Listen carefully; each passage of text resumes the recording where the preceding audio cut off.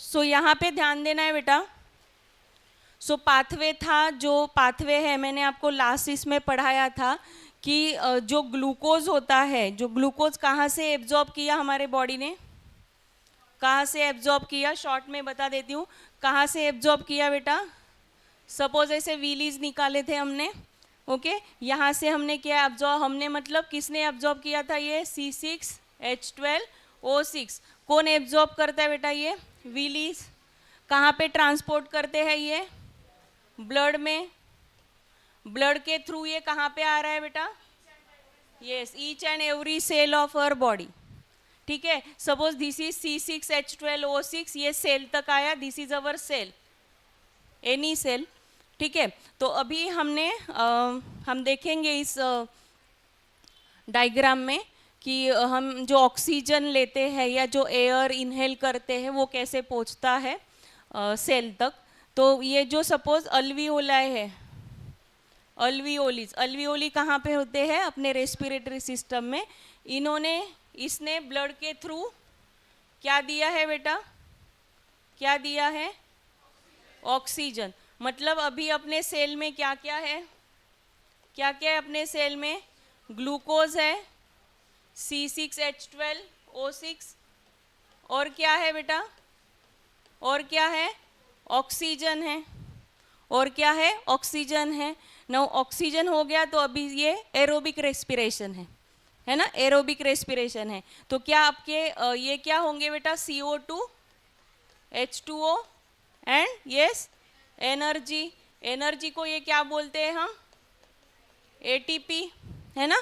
वो कैसे स्टोर होता है ये मैंने लास्ट टाइम आपको बताया था, ठीक है। सो ये किस में होता है, तो ये एकदम से होगा, एकदम से C6H12O6 और CO2 मिलेगा आपको, कि मीनवाइल कोई स्टेप होता है। यस बेटा, जो लोग थे एटलीस्ट वो बता सकते हैं मुझे। हाँ, ग्लाइकोलाइसिस होता है। व्हाट इज ग्लाइकोलाइसिस, कि पायरुवेट बनता है ना, पायरुवेट, और पायरुवेट फिर इसके साथ रिएक्ट होके आपको क्या देता है, एनर्जी देता है। ये सब हो गया था, इसलिए थोड़ा सा मैंने फास्ट लिया। Then what are the 3 ways of break down of glucose, जो मैंने आपको आज बताया था, एरोबिक रेस्पिरेशन से होता है। ये कहाँ पे होगा बेटा, ये कहाँ पे होगा, ये ब्रेक डाउन होगा, yes, C6H12O6 will break down in pyruvates, pyruvates. ये किस में होगा बेटा, यस, किस में होगा, बोलते रहो, साइटोप्लाज्म। किस में होगा, साइटोप्लाज्म। और पायरुवेट से ये जो एनर्जी निकल रही है ये कहाँ पे होगा बेटा, माइटोकॉन्ड्रिया। कहाँ पे होगा, माइटोकॉन्ड्रिया, ओके। देन और एक वे है, और कौन सा वे है जिससे एनर्जी निकलती है, इससे कितना एनर्जी निकलेगा, 38 ATP। कितना निकलेगा, 38 ATP, ठीक है। अगर ये एरोबिक रेस्पिरेशन हुआ तो, सॉरी, अनएरोबिक रेस्पिरेशन हुआ तो what are the products,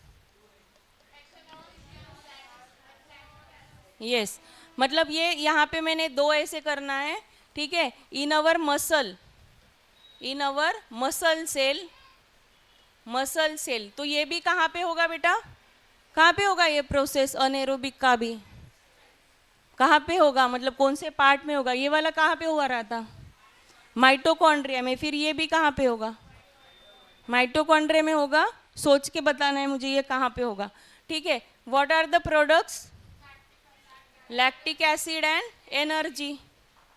basically अपने बॉडी को, मतलब सेल को जो एनर्जी चाहिए वो निकाल रहा है, किससे, ग्लूकोज से, with the help of oxygen और without the help of oxygen, ठीक है। और दिस इज फर्मेंटेशन। फर्मेंटेशन किस में होता है, ईस्ट, ईस्ट सेल में। कैसे होता है बेटा, क्या मिलेगा आपको, ethanol, carbon dioxide and energy, ठीक है। तो वी आर ह्यूमन, बट अपने मसल सेल अनएरोबिक रेस्पिरेशन करते हैं। तो एसर्शन में थोड़ा ध्यान में रखना है ना, कि we always do aerobic respiration, ऐसे वगैरह आ सकता है। तो यू हैव टू थिंक कि अपने मसल सेल हम में ही है ना, हमारी बॉडी में ही है। तो वो कभी कभी क्या करते हैं बेटा, अनएरोबिक रेस्पिरेशन भी करते हैं। जो वॉलेंटरी मसल्स है, जैसे लेग के अपने हाथ के मसल है, वो अनएरोबिक रेस्पिरेशन कर रहे हैं इन लैक ऑफ ऑक्सीजन, क्योंकि उसको एनर्जी चाहिए। तो लैक्टिक एसिड, ये आपको क्वेश्चन आता है, why there would be the cramp in our muscle. तो क्यों आता है क्रैम्प? क्योंकि आपको इतना ही लिखना है कि मसल सेल डू कौन सा respiration, anaerobic respiration, and the products are what, lactic acid, and due to that accumulation of lactic acid in that cell हमें क्या आते हैं, क्रैम्प्स आते हैं। ठीक है, क्या हुआ?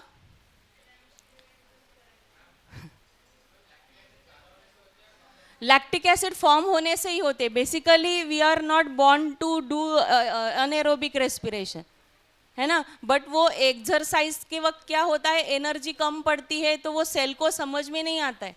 तो लैक ऑफ ऑक्सीजन में अब्सेंस, मतलब अब्सेंस नहीं बोल सकते, थोड़े बहुत ऑक्सीजन में वो अपना काम चलाने की कोशिश करती है ना, तो वो उसमें फिर क्या होता है, लैक्टिक एसिड तैयार होता है। तो लैक्टिक एसिड के लिए अपने बॉडी बनी नहीं है, तो इसलिए वी गेट क्रैम्प। ठीक है, क्या हुआ, क्यों हंस रहे हो? ठीक है, सो ये डिफरेंट पाथवे है, आपको एक टेबल में करना है बेटा। कैसे करना है, कोई मुझे बता सकता है कैसे करेंगे? एक ही टेबल में कैसे करेंगे हम लोग? कैसे, देखो, C6H12O6 एरो करना है इन साइटोप्लाज्म, क्या मिलेगा आपको, पाइरुविक एसिड। पाइरुविक एसिड के ये 3 एरो निकालना है। लास्ट टाइम हमने किया था, most of student were present, ऐसे क्यों देख रहे हैं सब? हाँ, तो एरोबिक रेस्पिरेशन से व्हाट आर द प्रोडक्ट, क्या होंगे product, carbon dioxide, H2O and energy. ये कहाँ पे होगा बेटा, वो भी लिखना है, माइटोकॉन्ड्रिया। अनएरोबिक रेस्पिरेशन में क्या होगा, in our muscle cell, lactic acid and energy, and in yeast cell क्या होता है, fermentation, ethanol, CO2 and energy. तो ये सारे क्या होते हैं, पाथवे है द ब्रेकडाउन ऑफ ग्लूकोज, ऐसे आपको आ सकता है। तो कौन सा लिखना है आज, अच्छा हो गया मैंने फॉर्मूला शीट के लिए वो सब ये डाल दिया वर्ड कि पाथवे क्या होता है। तो these are the pathways of breaking of glucose molecule, ध्यान में रखना है। ठीक है, थोड़ा आगे चलते बेटा, मुझे पीछे जाना पड़ेगा इधर। ठीक है, अभी हमने तो ये देख लिया कि रेस्पिरेशन क्या होता है। लास्ट टाइम मैंने डेफिनेशन भी लिख के दिया था, व्हाट इज रेस्पिरेशन। यस, हाँ, क्या होता है, ग्लूकोज मॉलिक्यूल का क्या होता है बेटा, ऑक्सीडेशन, सेल ऑब्टेन एनर्जी। कैसे ऑब्टेन करती है energy, yes, oxidation of glucose, है ना। हम प्रोटीन्स खाते हैं, फैट्स खाते हैं, लेकिन ग्लूकोज से ही क्यों, हमने ग्लूकोज ही क्यों लिखा, फैटी एसिड, अमाइनो एसिड ऐसे क्यों नहीं लिखा? एनर्जी फॉर्म वाला maximum form of energy our body get from the glucose, है ना। अगर नहीं मिला उसको ग्लूकोज, तो फिर वो क्या करेगी, फैट से वो एनर्जी निकालने की कोशिश करेगी। ठीक है, हो, याच्यात होता ग्लायकोजन मध्ये बेसिकली। ठीक है, तो देखो बेटा, हमने अभी देख लिया कि कैसे हमारी बॉडी में ऑक्सीजन जाने के बाद क्या प्रोसेस होता है। अभी सबको पता है वी रेस्पायर, और हम तो ब्रीदिंग वर्ड ही यूज करते हैं। तो रेस्पिरेशन के 2 पार्ट्स होते हैं। ये क्या है, आउटर लेवल ऑफ रेस्पिरेशन, जो हम ब्रीथ जिसको बोलेंगे, और जो इनर लेवल, जो सेल्यूलर लेवल पे होता है, वो दूसरा रेस्पिरेशन है। मतलब बेसिकली रेस्पिरेशन क्या होता है कि उस ग्लूकोज से क्या निकालना है, हमें एनर्जी निकालना है, उसको रेस्पिरेशन कहते हैं। उसके लिए जो ऑक्सीजन लगा, उसके लिए हम क्या कर रहे हैं, अभी ब्रीदिंग कर रहे हैं। आ रहा है समझ में? तो ब्रीदिंग एंड रेस्पिरेशन मतलब फर्क समझून घ्या, उसमें का डिफरेंस समझो। ठीक है, तो अभी हम क्या करते हैं बेटा, इसको यहाँ पे मैं बस एक्सप्लेन करती हूँ। ये दिख रहा है आपको, दिख रहा है, दिख ही रहा होगा। सो अभी कैसे हम ऑक्सीजन, मतलब इन ह्यूमंस एंड प्लांट्स में से 2 इसमें हम करेंगे। तो ह्यूमंस में क्या होता है, this is a nasal passage, ये वाला जो पैसेज है, ये वाला, this is a nasal cavity. Okay, ये क्या है, नेजल कैविटी है। वहां से हम क्या करते हैं, एयर क्या करते हैं, इनटेक करते हैं, है ना, मतलब वी ब्रीथ इन। ओके, फिर वो फैरिंग्स में जाता है। यहाँ पे देखो, फैरिंग्स नहीं लिखा, लिखा हुआ है, ये फैरिंग्स है, दिख रहा है क्या आपको?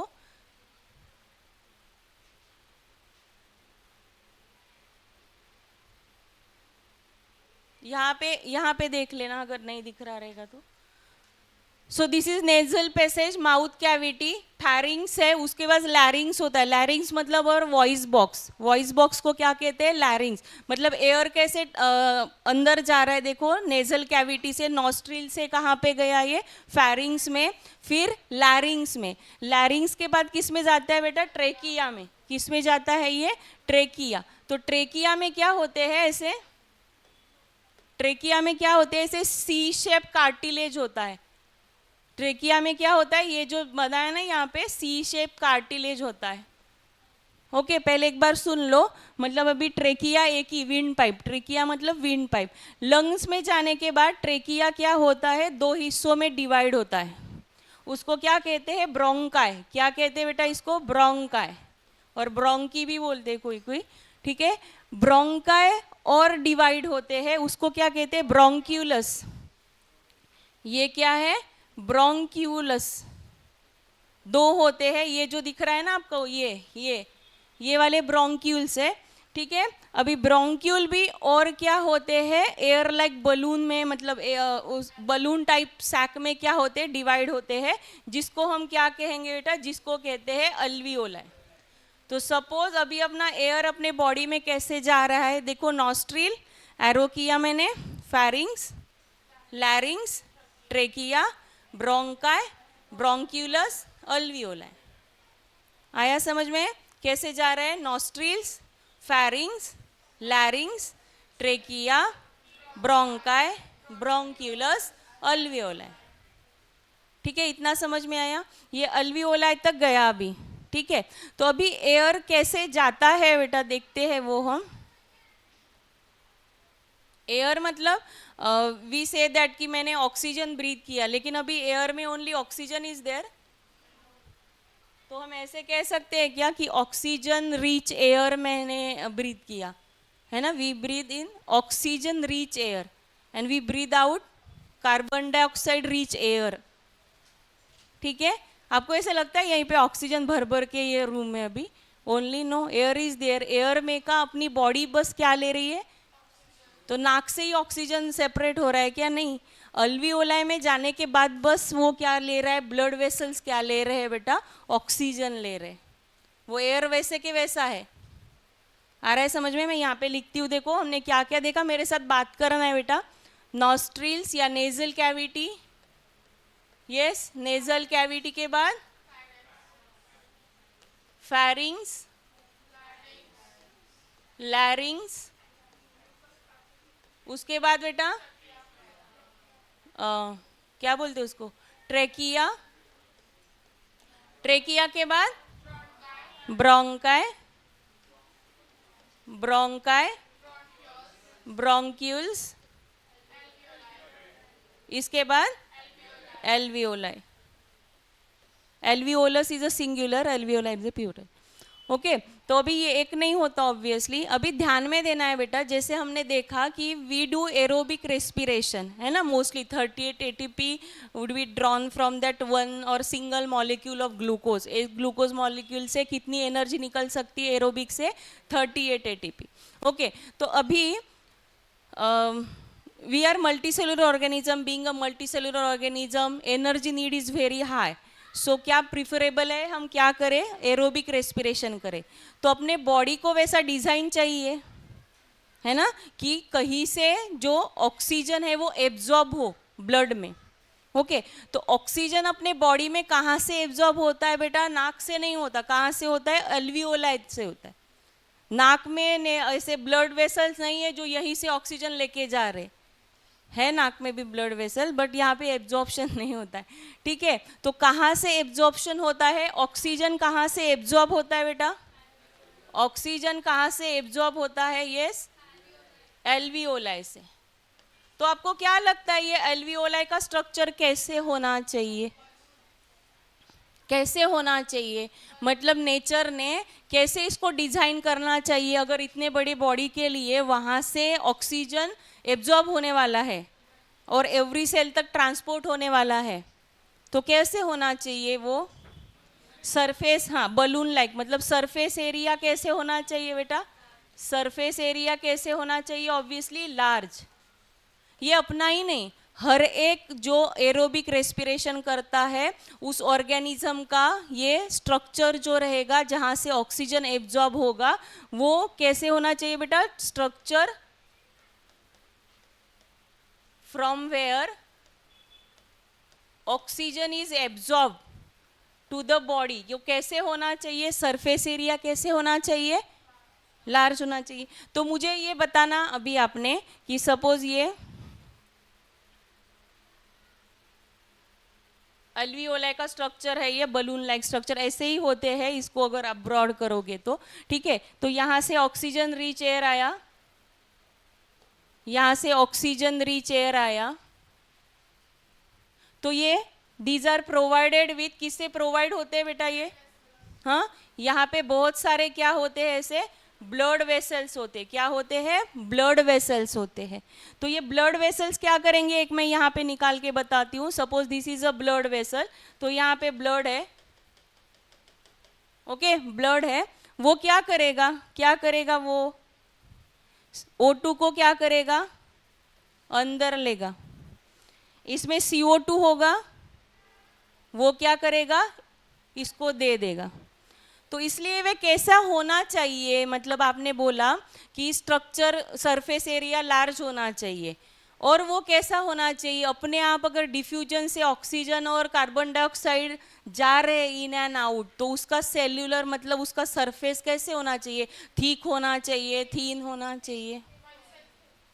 मतलब ये जो उसका ये रहेगा, क्या रहेगा? सरफेस रहेगा, वो कैसे होना चाहिए? सरफेस कैसे होना चाहिए बेटा? उसका थीन होना चाहिए। मैं ये आपको क्यों बता रही हूँ, जब क्वेश्चंस आते हैं एग्जाम्स में, अगर आपने इसको अच्छे से पढ़ा है, एक्सप्लेन किया है, तो ही वो आपको लिखते आता है। डायरेक्टली इतना बड़ा रेस्पिरेशन लिखो, डायग्राम ड्रॉ करो, इसे डायरेक्टली क्वेश्चन नहीं आते।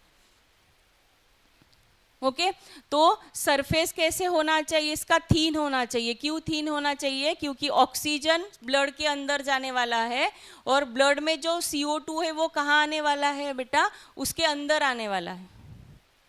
आ रहा है समझ में? तो ये अल्वियोलाई कैसे डिजाइन होते हैं, ऐसे आपको क्वेश्चन आता है, या how our lungs are design, how our respiratory system is design to get maximum air और maximum oxygen to our body. आ रहा है समझ में? तो ऐसे लंग्स बड़े होते हैं अपने, ऐसे नहीं लिखना है। लंग्स अपने बड़े होते ही है, लंग्स 2 लोब्स रहते हैं लंग्स को, ठीक है, लेकिन उसमें बेसिकली अल्वियोलाई जो बलून लाइक स्ट्रक्चर है उससे क्या होता है? सरफेस एरिया बढ़ता है। सरफेस एरिया बढ़ने के कारण ज़्यादा से ज़्यादा ऑक्सीजन वो क्या कर सकता है? एब्जॉर्ब कर सकता है। कौन? ब्लड। ओके और थीन होने के कारण क्या होगा कि ऑक्सीजन या कार्बन डाइऑक्साइड, उसका एक्सचेंज ऑफ गैसेस कहेंगे हम लोग। सरफेस थीन होना चाहिए। किस लिए थीन होना चाहिए बेटा? एक्सचेंज ऑफ गैसेस, और फॉर एक्सचेंज ऑफ गैसेस। आ रहा है इतना समझ में? ओके तो अभी ये जो बलून लाइक स्ट्रक्चर है, इसके 2 मतलब हुए। क्या क्या? सरफेस एरिया बढ़ गया और सरफेस एरिया थीन है। तो ये डेलिकेट होगा कि नहीं होगा बेटा? होगा डेलिकेट। तो ये अगर out side of the body रहता तो डैमेज हो जाता। इसलिए बॉडी ने खुद को कैसे डिजाइन किया है, वो कहाँ पे रहते हैं? हमेशा बॉडी के अंदर रहते। अल्वियोलिस कहाँ पे है? अपने लंग्स के अंदर है। दे आर प्रोटेक्टेड, क्योंकि अगर ये इतने थीन है, इतने डेलिकेट है, तो ये क्या होगा? जल्दी से डैमेज भी हो सकते हैं। इसलिए बॉडी क्या करती है? इनको अपने अंदर रखती है, या body is design like that.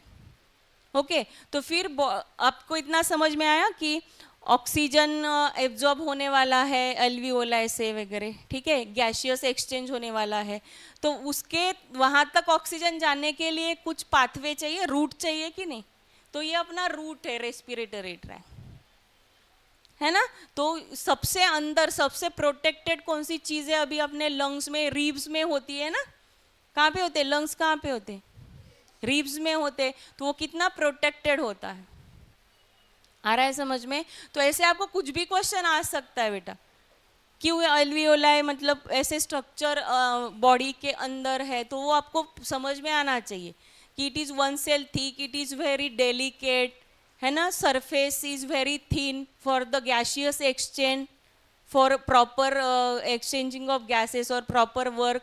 और देन और क्या बोल सकते हो कि they have large surface area. तो इसलिए ये क्या होता है, बॉडी के अंदर होता है। इतना सबको समझ में आया? इसमें बहुत दिमाग लगाने की ज़रूरत नहीं है। एक क्या करना है बेटा, आपने ये रेस्पिरेशन का ये पैसेज ध्यान रखना है, अल्वियोलाई। अल्वियोलाई का स्ट्रक्चर याद से करना है, अल्वियोलाई का स्ट्रक्चर याद से करना है, स्ट्रक्चर ऑफ अल्वियोलाई। ये बहुत इंपॉर्टेंट क्वेश्चन है, क्योंकि अपना ऑक्सीजन अपने एवरी सेल तक वहीं से आएगा, तभी हमको एनर्जी मिल रही है ना। हमने देखा कि एनर्जी कैसे होती है, वो पाथवे अलग है, और ये क्या है, वहाँ तक ऑक्सीजन जाने के लिए जो क्या है, ये रास्ता है, दिस इज अ पाथ। और इसमें से ब्लड में जाने के बाद फिर ब्लड क्या करेगा बेटा, वो ट्रांसपोर्ट करेगा to every cell of the body, और वहाँ पे फिर क्या होगा, सेलुलर रेस्पिरेशन होगा। आ रहा है समझ में? आपने कभी एक्वेरियम में अगर देखा होगा, या कहीं वो क्या बोलते घर पे फिशेस रखते, उसको क्या कहते रहे, फिश टैंक में फिशेस को देखा होगा, तो वो हमेशा उसका मुंह चलते ही रहता है ना। तो वो रेस्पायर करते रहते या ब्रीथ करते रहते, तो वो क्यों उसका मुंह चलते रहता है, खाती रहती है वो। यस, मतलब उनमें लंग्स है क्या बेटा, उसमें लंग्स है, नो। ओके, फिर वो क्या करते हैं, गिल्स होते हैं, तो गिल्स भी हिलते रहते हैं, लेकिन उसका मुंह भी चलते रहता है। तो वो क्या करते हैं बेटा, take water from the mouth और that force to the gills. जो वाटर है वो गिल्स पे फोर्स करते हैं, वहाँ से डिजोल्व ऑक्सीजन गिल्स क्या करता है, एब्जॉर्ब करता है, मतलब that oxygen is absorb to the blood. आ रहा है समझ में? फिश क्या करते हैं बेटा, क्या करते हैं फिश, स्विम करते हैं। क्या करते हैं फिश, क्या करते हैं, क्या करते हैं फिश, कहाँ से ऑक्सीजन इनटेक करते हैं, take in oxygen through mouth. और क्या करते हैं, ये जो वाटर है, sorry, take in oxygen, oxygen नहीं करते, take in water through mouth. और यहाँ पे क्या होगा बेटा, वाटर वो क्या करते हैं, गिल्स के ऊपर क्या करते हैं, force that water to the gills. और फिर गिल क्या करते, गिल से क्या होता है, that dissolve oxygen is absorb. कहाँ पे एब्जॉर्ब होता है, ब्लड में। Dissolve oxygen is absorb to blood, मतलब जैसे अपना alveoli have rich supply of blood vessel, वैसे gills also have the rich supply of blood vessel. जहाँ पे भी कोई भी चीज एब्जॉर्ब होगी ना बेटा, आपने देखा villi are greatly supplied with that और richly supplied with that blood vessel to absorb what, food, digested food. जैसे ग्लूकोज है वो एब्जॉर्ब करने के लिए वहाँ पे ब्लड वेसल्स होने चाहिए, वैसे ही आपको एल्वियोलाई से अगर ऑक्सीजन एब्जॉर्ब करना है तो किसके थ्रू एब्जॉर्ब करेंगे, ब्लड के थ्रू। तो ब्लड के थ्रू कैसे होगा, अगर ब्लड वेसल्स रहेंगे। आया समझ में? तो गिल्स का भी आप अगर स्ट्रक्चर देखोगे ना बेटा, उसमें भी बहुत सारा नेटवर्क रहता है ब्लड वेसल का। इसलिए फिश माउथ से पानी अंदर लेती है और वो पानी किसके ऊपर फोर्स करती है, गिल्स पे, और gills have that capacity to take that dissolve oxygen, मतलब वहीं से वो क्या करता है, ब्लड उसको एब्जॉर्ब करता है। गिल्स नहीं, ब्लड ही एब्जॉर्ब करता है डायरेक्टली। अभी गिल्स उसके लिए बने हैं, ठीक है। तो लास्ट टाइम मैंने बताया था कि वी कांट टेक और ब्रीद इन वाटर, क्योंकि हमें लंग्स होते, तो लंग्स वो डिजोल्व ऑक्सीजन नहीं एब्जॉर्ब कर पाती अपनी बॉडी, ठीक है। फिशेस वो कर सकते हैं, जो एक्वेटिक एनिमल्स होते। इतना समझ में आ रहा है? ओके इसमें बेटा क्वेश्चन ज़्यादा इस पे रहेगा, किस पे, एल्वियोलाई के स्ट्रक्चर पे। एक पॉइंट रह गया, वो मैं बता देती हूँ। जब ये प्रोसेस चल रहा है एक्सहेलेशन इनहेलेशन का, तो ये साइकिल है एक, है ना, इनहेल किया एक्सहेल किया, तो हमेशा लंग्स क्या करते हैं, रेसिडुअल वॉल्यूम ऑफ एयर रखते हैं। मतलब मेरा लंग पूरा खाली नहीं हुआ है जब मैं एक्सहेल कर रही हूँ। रेसिडुअल वॉल्यूम मतलब क्या, कुछ अमाउंट ऑफ एयर वो उसने अपने पास रखी हुई है, किस लिए रखी हुई है? कि सफिशिएंट टाइम मिले, किसके लिए? To absorb the oxygen and release that carbon dioxide to the blood. ये मैं लिख के देने वाली हूँ, ये बोर्ड का क्वेश्चन है, ठीक है। क्या क्वेश्चन है कि what is residual volume in lung? What is residual volume?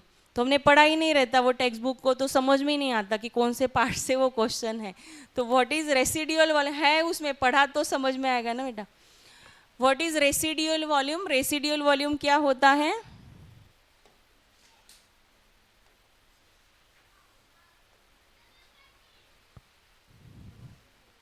lungs always have residual volume when we breathe out, मतलब जब मैं ब्रीद आउट कर रही हूँ तब भी मेरे लंग में क्या, एक सफिशिएंट अमाउंट ऑफ एयर है, उसमें खाली नहीं है लंग, ठीक है। तो ऐसा क्यों होता है? What is residual volume? Residual का मतलब समझते हो? हाँ, मराठी में बोलते हैं ना, देने के बाद थोडा बाकी रहना, शिल्लक असणे, त्याला रेसिड्यूअल वॉल्यूम असं म्हणतात, ठीक है। मतलब मैंने, मेरी बॉडी एक्सहेल कर रही है, CO2 को बाहर कर रही है, लेकिन जो एयर है थोड़ा बहुत बाकी है मेरे लंग्स में, उसको कहते हैं रेसिड्यूअल वॉल्यूम। ओके का? तो अभी क्या होगा ना बेटा, अगर मेरा लंग पूरा खाली हो गया तो शायद एयर जो मैंने ब्रीद इन किया था, सफिशिएंट टाइम अगर नहीं मिला जब मैं CO2 बाहर कर रही हूँ, ठीक है, तो क्या होगा कि एब्जॉर्ब नहीं हो पाएगा। सफिशिएंट टाइम चाहिए ना, वहाँ पे पंपिंग सिस्टम है क्या कि इधर बटन दबाया वो ऑक्सीजन गया इधर आया, ऐसे नहीं चलो तुम बाहर जाओ अभी, ऐसे नहीं है बेटा, है ना। Air reach, oxygen reach air गया, ठीक है, उसको थोड़ी देर क्या होगा बेटा, वहां पे रुकना पड़ेगा कि ब्लड उसको क्या करे, एब्जॉर्ब करे, है ना। अभी मैंने जो ब्रीद इन किया है एयर, वो अभी बाहर आ जाएगा क्या? नहीं, क्योंकि उसमें क्या है, ऑक्सीजन है। तो ये अपना साइकिल चलते रहेगा। अभी मैंने जो ऑक्सीजन ब्रीद इन किया है वो थोड़ी देर बाद क्या होगा, CO2 उसमें आके ब्लड क्या करेगा, उसको एक्सहेल करेगा। CO2 कहाँ से आया रे? जब मैं एक्सहेल करती हूँ कहाँ से आया CO2? मैंने तो O2 ही नेल किया था, CO2 कहाँ से आया? ब्रेकडाउन में हमने देखा है ना कि CO2 H2 और एनर्जी, तो CO2 जो है वो भी कहाँ पे बनाए? देखो कहाँ पे बनाए, घर पे बनाए, हाँ कहाँ पे बनाए हैं? CO2 घर पे। कहाँ पे बना है CO2? माइटोकॉन्ड्रिया में। माइटोकॉन्ड्रिया मतलब कहाँ पे बना है बेटा? सेल पे, ठीक है। ऑक्सीजन किसने लाके दी आपके सेल के पास?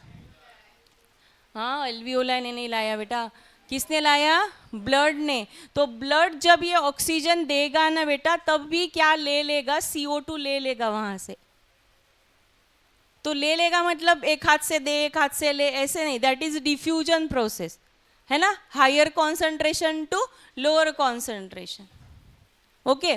तो हायर कॉन्सेंट्रेशन से लोअर कॉन्सेंट्रेशन में जो सब्सटेंस मूव करता है उस प्रोसेस को क्या कहते हैं? डिफ्यूजन करते हैं। मतलब अभी ब्लड में क्या है? ऑक्सीजन है, तो ऑक्सीजन सेल में अभी नहीं है, तो वो ऑक्सीजन अंदर जा रहा है थ्रू दैट मेम्ब्रेन, है ना, प्लाज्मा मेम्ब्रेन के थ्रू अंदर जा रहा है, तो अभी ये डिफ्यूजन हो गया।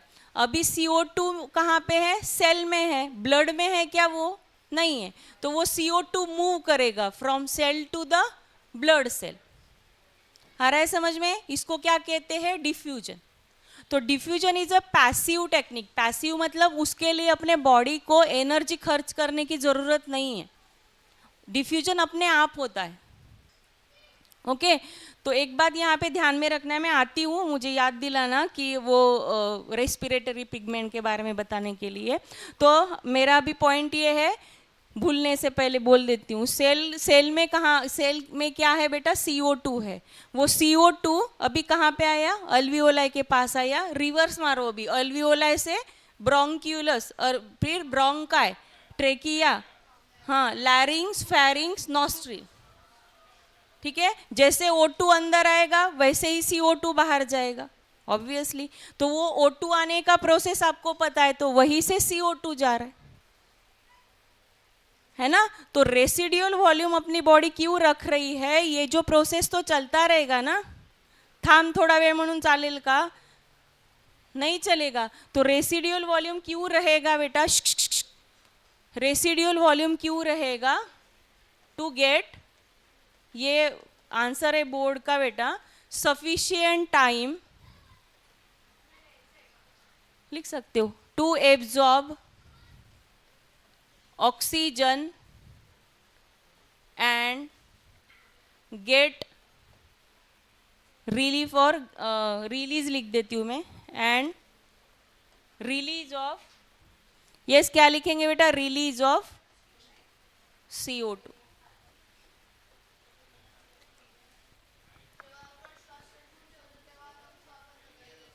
हो, हां, मला नाही कळलं काय म्हणाले। वो ना किसके ऊपर डिपेंड रहता है, जो प्राणायाम वगैरह भी वो योगा प्रैक्टिस है ना, उसके ऊपर डिपेंड रहता है कि तुम्हें कितने फास्ट वो ऑक्सीजन लगेगा, है ना। कि हम जब सांस रोक के रखते हैं अपनी, तो क्या होता है, CO2 भर जाता है ना। तो वो हम ये नहीं कर पाते, उसको झेल नहीं पाते, इसलिए हम क्या करते, सांस छोड़ देते, मतलब एक्सेल कर देते और फिर से O2 ले लेते। तो अपनी बॉडी ये पूछती नहीं है कि O2 अभी लेना है, जब करेंगे तो एकदम से वो सांस भर लेंगे, मतलब हम लोग क्या करेंगे, O2 ले लेंगे। तो रेसिड्यूल वॉल्यूम रहता है, वो अपने को समझ में नहीं आ रहा है, लेकिन every breathe in breathe out जो हो रहा है, तो तुम्हारा लंग खाली नहीं है, क्योंकि ऐसे हो ही नहीं सकता। Being a multi cellular organism, अपना एनर्जी नीड इतना हाई है कि अभी मैंने सांस ली, सांस छोड़ी, अभी लंग खाली है, ऐसे हो ही नहीं सकता। वो ऑक्सीजन पहुंच ही नहीं पाएगा बेटा, उसको टाइम लगेगा एब्जॉर्ब करने में। तो ऑक्सीजन अगर पहुंचेगा तो एनर्जी डिराइव होगी, तो मुझे एनर्जी फील होगा, नहीं तो फिर वीक फील होगा। और हमें लगता है कि मैं चल रही हूँ, मैं जॉगिंग कर रही हूँ, मैं साइकिलिंग कर रही हूँ, तो मुझे एनर्जी लग रही है। हमारे बॉडी को चलाने के लिए जो इंटरनल प्रोसेस चल रहे हैं, उसको भी एनर्जी लग रही है ना। तो उसके लिए ऑक्सीजन का नीड, हमें बेसिकली एनर्जी का ही नीड बहुत ज़्यादा है। और ग्लूकोज से एनर्जी निकलने के लिए फिर किसका नीड चाहिए, ऑक्सीडेशन के लिए ऑक्सीजन का। आ रहा है समझ में? लंग्स मध्ये म्हणजे हां हां बरोबर ना, लंग्स ते मसल वगैरह असेल ना, होणार ना बेटा। हार्ट सबको पंप करके दे रहा है ब्लड, तो हार्ट के मसल को भी काम करने के लिए चाहिए, तो वो भी ब्लड उसके पास भी रहेगा ही ना। वैसे ही every cell, each and every cell, we have 220 type of cell, type अपने ह्यूमन बॉडी में 220 type of cells are there, billions of cells are there, लेकिन टाइप कितने हैं, 220, 220 टाइप के सेल है। सबको एनर्जी लगती है, सब में माइटोकॉन्ड्रिया किस में नहीं होता पता है आपको, किस में नहीं होता, आरबीसीज में। क्यों नहीं होता, मतलब वही एनर्जी निकालते बैठता ना फिर। ठीक है, अभी आते हैं उस पॉइंट पे। हाँ, प्लेटलेट मध्ये पण अभी ध्यान देना है बेटा। हाँ, मैं क्या बता रही थी आपको, अभी फिर से ये सब आप नोट करके रखो, ये जो मैं बोल रही हूँ वो सारे आपके बोर्ड्स के क्वेश्चन वगैरह देख के मैं बोल रही हूँ कि अपने बॉडी में, या being a multi cellular organism, मैंने बोला आपको कि डिफ्यूजन से ऑक्सीजन अंदर आएगा और कार्बन डाइऑक्साइड बाहर जाएगा सेल के, ठीक है। लेकिन it is not possible to reach out that oxygen to every cell of body, only diffusion pressure काफ़ी नहीं है। So there is one pigment in our blood, एक ब्लड में अपने पिगमेंट है, उसका नाम क्या है बेटा, हीमोग्लोबिन। उसका नाम क्या है, हीमोग्लोबिन, जिसको HB आपने सुना होगा, HB कम है। तो HB कम है तो ऐसा क्या काम है HB का, HB कम होने से मुझे वीक क्यों फील हो रहा है, क्योंकि जो एल्वियोलाई से ऑक्सीजन लेके जाने का काम कौन कर रहा है बेटा, ब्लड में जो हीमोग्लोबिन है, ध्यान से सुनना है, ब्लड में जो हीमोग्लोबिन है वो कर रहा है। अगर हीमोग्लोबिन ही कम है तो ऑक्सीजन जाएगा क्या मेरे एवरी सेल तक, नहीं जाएगा। ऑक्सीजन नहीं जाएगा तो एनर्जी निकलेगी क्या बेटा, नहीं निकलेगी। तो एनर्जी नहीं होगा तो obviously I feel weak, tired. आ रहा है समझ में? तो क्यों है रेस्पिरेटरी पिगमेंट, क्यों है, ध्यान से सुनो। Why there is need of respiratory pigment, क्यों नीड है? क्योंकि ऑक्सीजन डिजॉल्व नहीं होता है। ऑक्सीजन का डिजॉल्विंग ब्लड में क्या है, कम है, इसलिए diffusion pressure can not meet that demand of oxygen, और एवरी सेल तक वो नहीं पहुंचा सकता, इसलिए हीमोग्लोबिन होता है। ठीक है, हीमोग्लोबिन क्या करता है बेटा, Hb ऑक्सीजन के साथ फॉर्म कर लेता है ऑक्सी हीमोग्लोबिन। क्या करता है, ऑक्सी हीमोग्लोबिन। और ये कहां तक गया, ऑक्सी हीमोग्लोबिन लेके सेल तक गया। सेल को क्या दे दिया उसने, ऑक्सीजन दे दिया। सेल को क्या दिया, सेल को क्या चाहिए, ऑक्सीजन। हीमोग्लोबिन फ्री हो गया, हीमोग्लोबिन फिर से ब्लड में आया समझ में? मतलब हीमोग्लोबिन भी अंदर नहीं जाता, ऑक्सी हीमोग्लोबिन गया है ना, ऑक्सीजन उससे निकल गया और हीमोग्लोबिन फिर से वापस ब्लड में अपना काम करने के लिए चालू। आ रहा है समझ में? सो ये ध्यान में रखना है कि क्या पिगमेंट होता है, उस पिगमेंट का नाम है बेटा, क्या नाम है, Hb haemoglobin.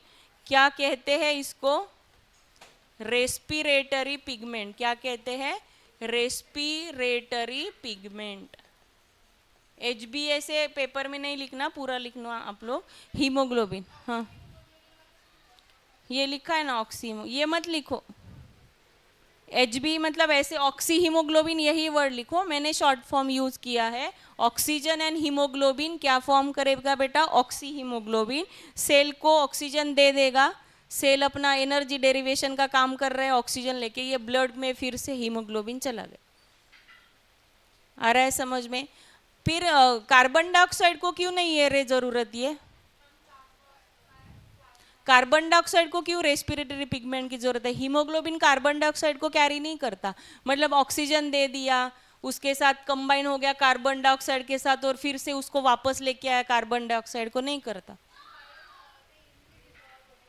Carbon dioxide, yes, carbon dioxide का डिजॉल्विंग जो कैपेसिटी है वो ऑक्सीजन से बहुत ज़्यादा है।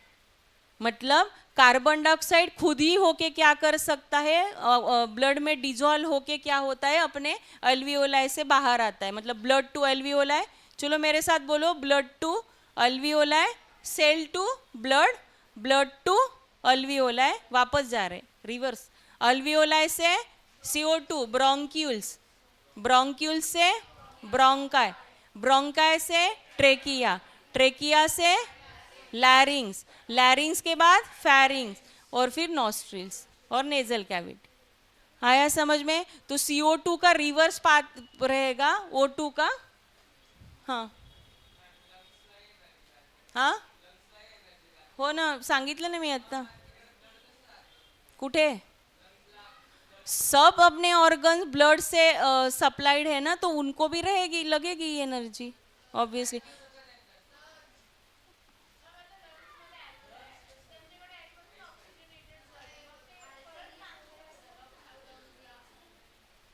आधीपासून कसं असेल बेटा?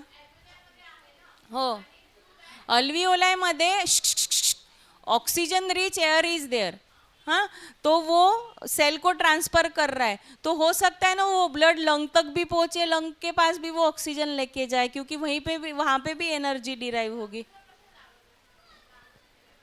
लगेगा ना बेटा उसको काम, तो उसको काम है तो एनर्जी तो लगेगा। एवरी सेल नीड एनर्जी, और एवरी सेल में लगता है ये एक दूसरे के लिए काम नहीं करते है ना, तू आज एनर्जी मत निकाल, मैं निकाल के देता हूँ तुझे, तेरे घर तक पहुंचा देता हूँ, ऐसे नहीं होगा बेटा। Every cell will derive energy, तो एवरी सेल अगर एनर्जी डिराइव कर रहा है तो लंग के सेल को भी एनर्जी लगेगा, तो वो भी वैसे ही पहुंचेगा। ठीक है, वो भी CO2 अल्वियोलाई तक ला के देगा। ठीक है, आया समझ में? तो CO2 क्या होता है बेटा?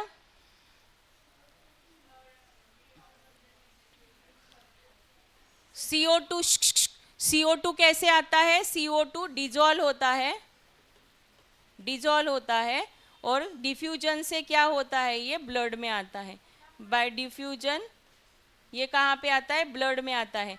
तो जैसे ऑक्सीजन कौन कैरी कर रहा है बेटा? हीमोग्लोबिन। वैसे CO2 कौन कैरी कर रहा होता है? पता है आपको? CO2 कौन कैरी कर रहा होता है? प्लाज्मा। ये मेंशन करके रखो।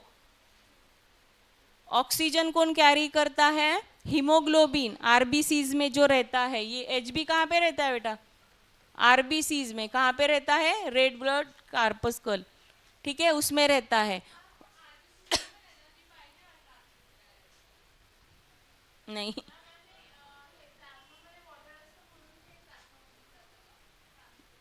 हां, वॉटर असतं प्लाझ्मा काय म्हणू, हाँ एक फ्लूइड टाइप सब, हाँ वाटर, वाटर तो रहता ही है ब्लड में, सबसे ज़्यादा वाटर ही है अपने, ठीक है। आया इतना समझ में? हो। ये लिखा क्या बेटा आपने? नहीं, ठीक है।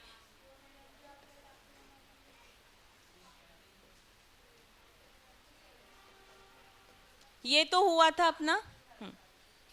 यहाँ से लिखो। मनस्वी, आपको कुछ डाउट है? नहीं मिस। ओके।